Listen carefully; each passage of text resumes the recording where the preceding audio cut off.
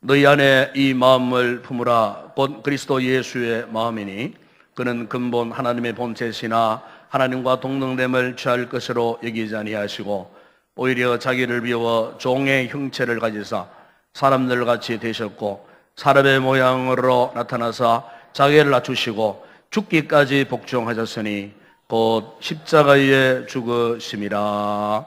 아멘. 저는 목회를 하는 목사로서 가끔씩 제 자신을 놓고 이렇게 성찰해 볼 때가 있습니다. 내가 너무나 위선적인 그런 부분이 있지 않나.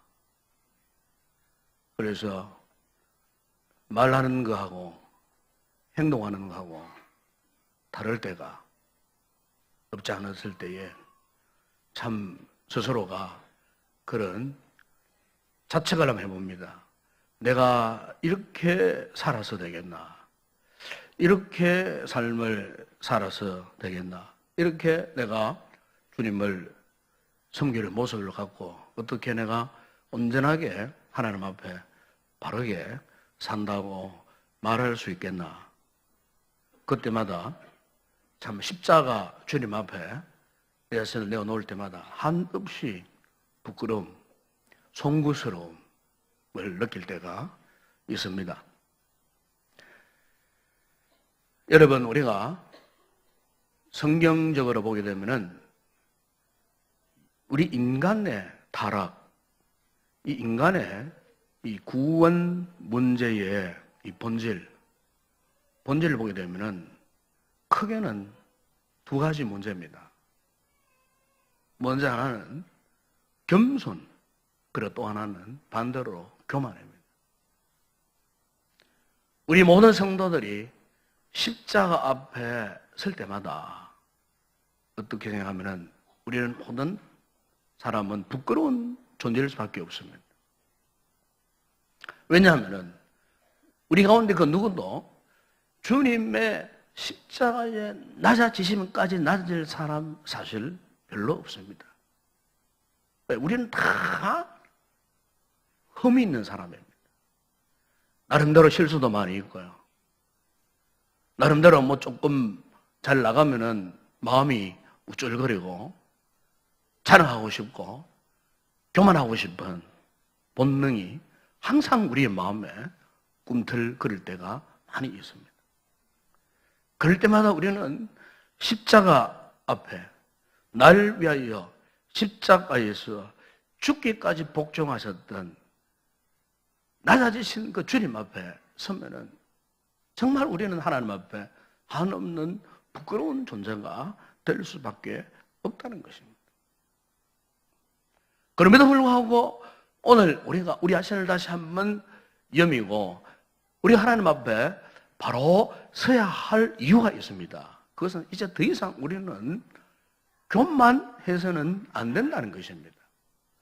여러분, 하나님께서 그토록 이 세상을 아름답게 창조하셨건만 왜 세상이 이토록 타락하고 말았습니까? 그것은 원수마귀 사탄, 이 루시프, 그들을 초종하는 어두움의 세력들이 겸손을 상실한 채 그들이 하나님과 같이 들리고 하는 교만 때문이었습니다. 그 교만 때문에 천사가 타락을 한 것이 이 루시프, 이 사탄, 마귀가 되었다는 것입니다. 결국 교만 때문에 그 사탄은 더 이상 천상에 살지 못하고 하나님 나라에서 추방을 당하고 말았습니다. 다른 이유 아니에요. 교만 때문에. 그래서 이사야서 14장 12절에 보시면은 이렇게 말씀합니다.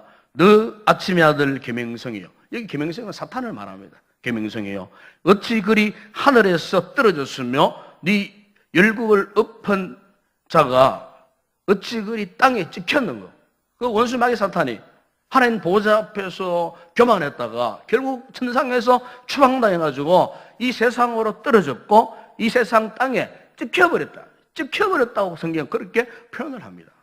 사실 이때부터 사단은 하나님이 창조하신 이 모든 세계 만물 안에 특별히 우리 인간, 인간들의 그 심령에 스며들어 와가지고 어쨌든 우리 마음속에 교만을 불어넣기 시작했습니다. 결국 첫 번째 희생 제물이 누구였습니까? 아담과 하와가 아니었습니까? 아담과 하와가 그들도 하나님과 같은 밝은 눈을 갖기를 원했습니다. 그래서 선악과를 따먹었습니다.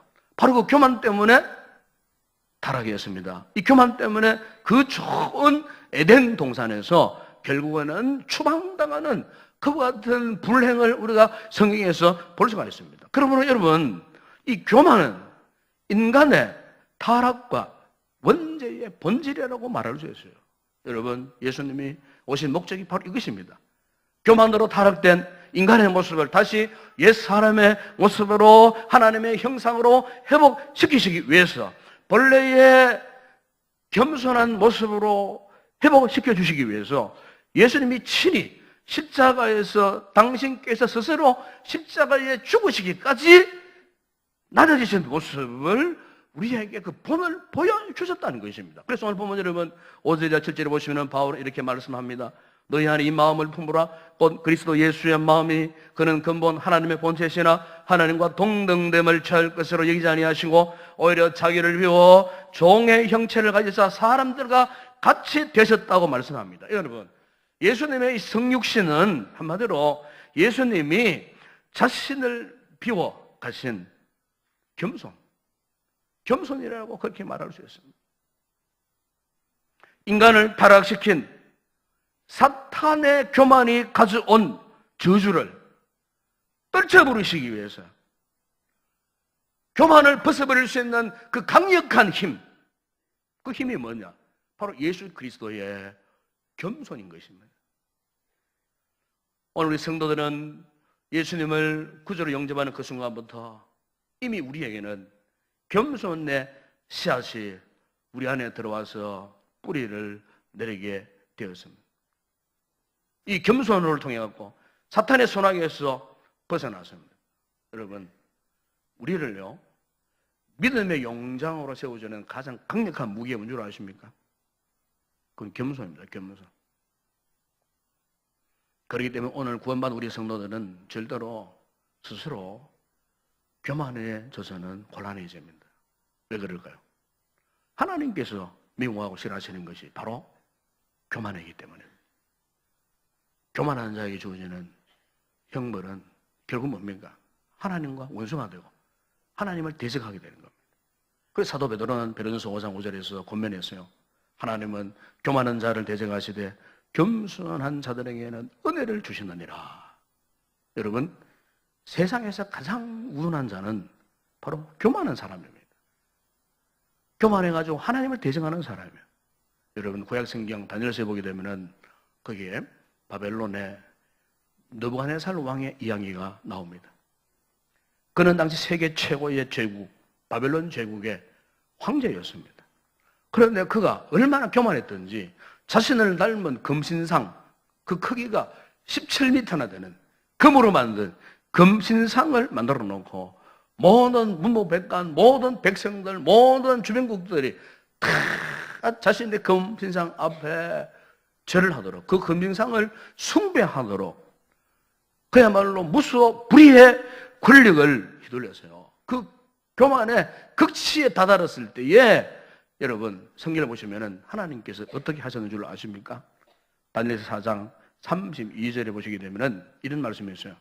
네가 사람에게 쫓겨나서 들짐승과 함께 살면서 소처럼 풀을 먹을 것이요 이와 같이 7대를 지나서 지극히 높으신 이가 사람의 나라를 다스리며 자기의 뜻대로 그것을 누구에게든지 주시는 줄을 알기까지 이르리라 하더라.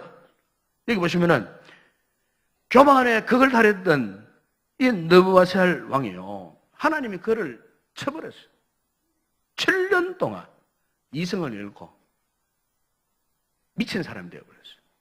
미쳐버려가지고 산과 들을요 짐승처럼 기어 다녀야 하는 비참한 인생이 되어버리고 말았어요. 여러분, 우리가 반드시 기억해야 할 사실은 교만과 믿음은요 본질상 함께 존재할 수 없어요. 무슨 말씀입니까? 우리가 하나님 앞에 진실로 겸손하지 않으면은 오늘 우리의 믿음은 온전한 믿음이 아니에요. 여러분, 믿음이라는 것은 바로 이거예요. 하나님, 나는 아무것도 아닙니다. 나는 정말로 가난한 자입니다. 예수님처럼 자신을 낮추고 또 낮추고 겸손해질 때 비로소 믿음이 시작되는 것입니다. 그래서 이런 믿음을 가져야 우리가 어떤 상황, 나의 잘됨, 나의 영광, 나의 어떤 인간적인 조건이 아무리 성성장구해도 이런 믿음을 가진 사람은요, 변치 않아요. 오직 하나님만 의지하는 이런 믿음을 가지고 살아갈 수 있는 거예요. 그러나 반대로 교만한 사람은 자신의 능력, 자신의 자존심을 믿기 때문에 온전히 하나님을 의지할 수 없어요. 그래서 교만한 사람들은 자꾸 어떻게 합니까? 사람을 의식하고, 사람을 의지하고, 어떤 사람의 어떤 칭찬에 의존해 살려고 하고, 사람을 자꾸 의식하다 보니까 신경이 곤두서가지고 민감해지고. 여러분, 예수님 당시에 유대인들이 그런 사람들이었어요. 그래서 예수님께서 유대인을 향해서 여러분 요한복음 5장 44절에서 이런 말씀 하신 적이 있어요. 너희가 서로 영광을 채우고 유일하신 하나님께로부터 오는 영광은 구하지 아니하니 어찌 나를 믿을 수 있냐. 사람끼리 자기들끼리 만나가지고 온갖 영광을 이해하고 논하고 자랑하고 기뻐하면서도 정작 하나님을 찾아와서 하나님 앞에 영광을 돌리지 않고 하나님 앞에 감사하지 않는, 하나님과 대화하지 않는, 그래서 너희들이 어찌하여 나를 믿을 수 있느냐고. 나름대로 하나님을 잘 믿는다고 하는 그 유대인들, 율법주의자를 향하여서 하나님께서 그렇게 책망하신 말씀이다. 그 말씀이에요. 여러분, 오늘 우리가 이 땅에 영광만을 구하고 사람들의 칭찬과 인정을 구하는 한 우리는 결코 하나님께로부터 오는 영광을 누릴 수 없어요. 잃어버릴 수밖에 없어요. 영적인 그 좋은 보화, 은혜, 내 것이 될 수가 없어요. 여러분, 우리가 보면서 보게 되면 예수님께서요, 네, 믿음이 크도다 칭찬한 사람들이 많이 나오잖아요. 이분들의 공통점이 딱 하나 있어요. 다 겸손했다는 겁니다. 이방인에게 유대인들에게 무시당하며 살아야 했던 로마의 백부장, 가난한 서로본에게 여인, 그들은 바로 어떤 사람들이었습니까? 겸손을 통해 하나님 앞에 아무것도 아닌 자신의 영혼을 가지고 그 앞에 나아가 무릎을 꿇었을 때에 주님께서 바로 그 겸손한 그들에게 말로 형용할 수 없는 은혜를 부어주셨어요. 그들의 그와 같은 온전한 겸손함이 그들을 큰 믿음의 사람으로 만들었을 뿐만 아니고 그 겸손함을 통해서 하나님께서 베풀어 주시는 놀라운 축복을 받아 누렸던 믿음의 주인공들이 될 수가 있었다는 사실입니다. 여러분, 오늘 우리가 신앙의 공동체를 이뤄가고 있는 이 교회 생활에서 가장 경계해야 할 것이 뭐냐 하면은 교만입니다. 만약 교만이 이 공동체 안에 침투해 들어오면요, 우리의 공동체는 상처를 받습니다. 괴로워집니다. 이간이 일어나고 질투가 일어나고, 이 교만 때문에 이 공동체가 주님 몸 되는 교회가 가슴앓이를 하고 멍들 수밖에 없다는 것입니다. 여러분 누가복음 18장에 보시면은 두 사람이 성전에, 이 교회에 기도하러 올라가세요. 한 사람은 바리새인이었고 한 사람은 세리였어요. 그런데 다 같이 성전에 기도하러 올라갔는데, 그런데 그 가운데 바리새인이 세리를 보는 순간 교만이 드러났어요. 그래서 그 기도를 했어요. 하나님, 제가 저 세리 같은 죄인이 안 된 것을 감사합니다. 여러분, 그래서 우리는 알아야 됩니다. 가장 무서운 교만이에요. 이런 교만이에요. 하나님, 나는 저 사람보다 거룩하고요. 난 저 사람보다 믿음이 좋고요. 나는 저 사람보다 우리 교인들의 인기도 있고요. 난 저 사람보다 은사가 탁월하고요. 나는 저 사람보다 더 오래 믿었고요. 나는 저 사람보다 교회에 뭐 여러 가지 직분도 많이 갖고 있고요. 사회적인 명예도 있고요. 여러분, 교만 가운데 가장 흉악한 교만은요, 남과 비교해서 자기를 높이려고 하는 이 교만, 이게 정말 무서운 거예요. 여러분, 오늘 우리 교회는 이런 분들이 한 분도 없기를 바랍니다. 예? 여러분, 우리가 이 몸된 교회에, 이 공동체에 직임을 맡았을 때에 우리가 어떤 자세로 섬겨할 것인가 하는 이 중요한 문제 앞에서 뭐 다른 거 필요 없어요. 교만하지 않으면 됩니다. 교만하지 않으면 되는 거예요. 저는 이제 공동의회를 할 때마다 전 이런 생각을 해봐요.